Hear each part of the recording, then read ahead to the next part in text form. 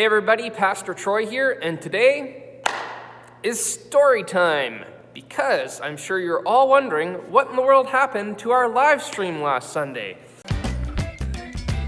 For those of you who didn't tune in, we were 20 minutes late, and have I got a story for you, because at 9:30 in the morning, everything was wonderful, the sun was shining, people were excited about the service, the tech guys looked upon all they had created, and behold, they saw it was very good.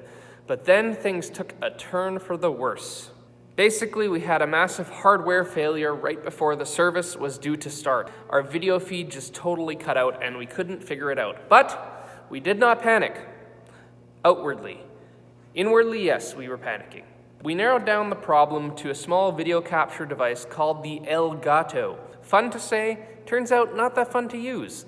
And it had been working all morning. It had been working 8 weeks in a row without a problem and just randomly quit before we went live. Anyways, we were trying desperately to fix it. Nothing we tried worked, so we needed a plan B. So we decided that we had to use a laptop webcam for live streaming. So Trevor, Cole, and myself all hopped on 3 different laptops that we found lying around the church and desperately started downloading software and drivers to see which laptop could get ready for live streaming the fastest. This whole time we're watching as the YouTube waiting room, more and more people are joining and things are getting later and later. And then finally, my relic of a MacBook Pro, 8 years old, got everything ready and installed to live stream. So we grabbed that thing, we said a quick prayer together, and bing, bang, boom, we hooked it up faster than you can say broken Elgato. And we just hit live. We went live, and we just went with it. But it gets better, because we had no idea if my MacBook would be able to keep up. It's very old. It's an antique.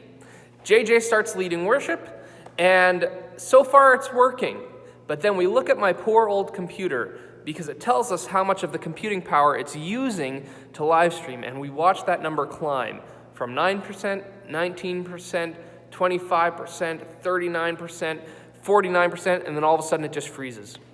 In the middle of the first worship song, it's totally frozen, unresponsive, the mouse doesn't even work, JJ's frozen on the screen, half strum of his guitar, and my MacBook gives us a spinning wheel of death. We thought all hope had been lost, but we checked YouTube, and somehow the live stream was still going. Even though the computer was totally seized up, the live stream kept going for the full hour of the service. In fact, the computer was so frozen that at the end of the service, when we went to turn off the live stream, it wouldn't work. We literally had to hold in the power button and force the computer to shut down just to end the service. So that's the story of the little MacBook that could.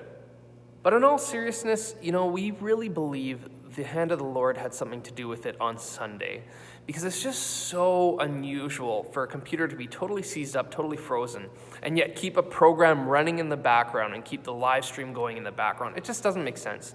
And the other thing was, we tried the Elgato right after the service, and it was working perfectly fine. And so was it a miracle? I don't know.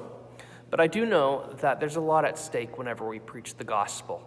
And that this service in particular, we had way more than normal amount of positive feedback on how it spoke and ministered to people.